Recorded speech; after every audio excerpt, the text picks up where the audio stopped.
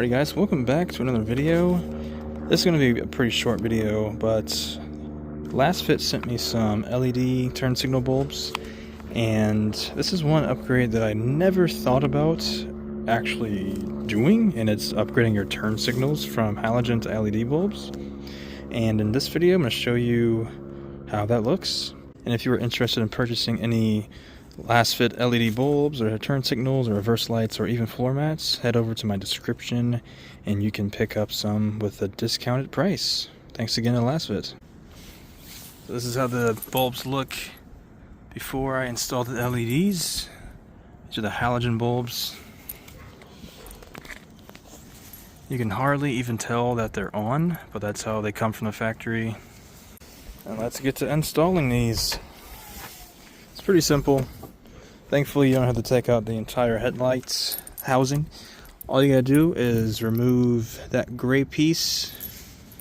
That is the turn signal. You turn it counterclockwise and just pull out, just like that. And you just pull the bulb out and install the LED. There's the LED bulb. Fits like a glove. And it's basically rinse and repeat on the passenger side. This side is a little more difficult to get to because of the windshield wiper fluid reservoir. So you just gotta